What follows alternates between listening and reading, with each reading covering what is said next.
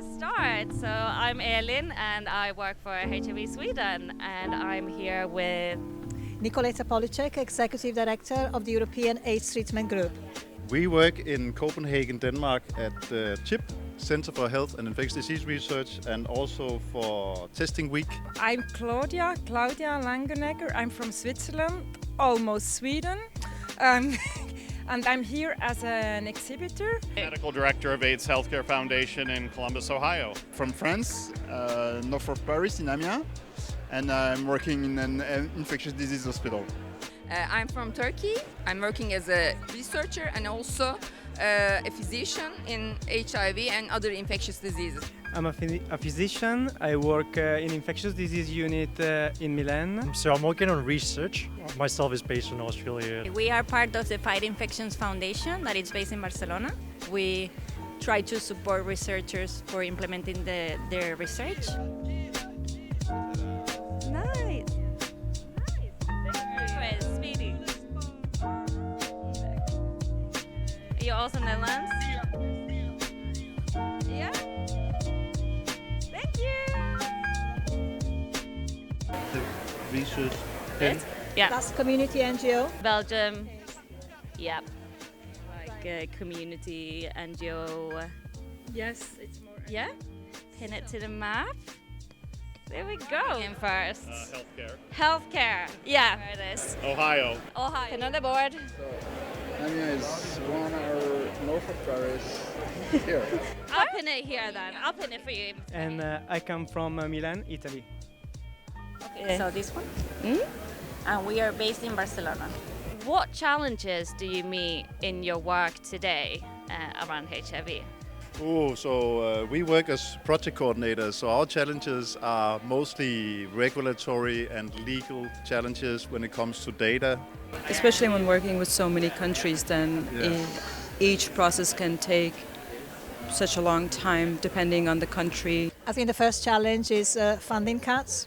That is the biggest challenge, which prevents us from planning ahead for looking after our communities. Well, right now in the U.S. we're going through a lot of political changes, so there's a lot of question about health care for our undocumented persons who maybe have moved to the U.S. but don't have all the paperwork in place to get access to care.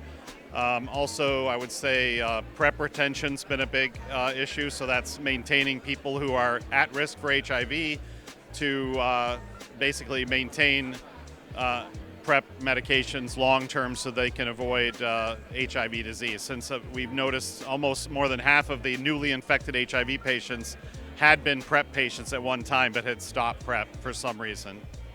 My main concern is stigma, and I work in my hospital to work against healthcare workers who have stigma against HIV patients. And it's really surprising to see in 2025 how much stigma there is still. And so that's my main concern. The main challenge in Turkey is reaching to patients. We know that from the studies that only half of the patients are diagnosed in Turkey. So finding the patients is the main challenge in Turkey, I guess. Nowadays, I think to reach more vulnerable population is the main problem, and also to the retention in care. So our purpose is to reach women because we think they are a neglected population. This obviously is the funding cuts. So we're being sponsored by lots of fundings, and then with the latest cuts from the US funding especially, it's had a lot of funding withdrawals. I think that's probably the most challenging part that we're facing right now. Yeah.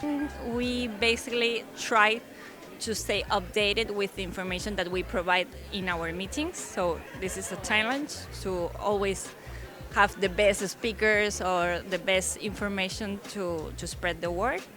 And also the funding part, that is also difficult because mainly our activities are for free. So it's hard to keep it that way.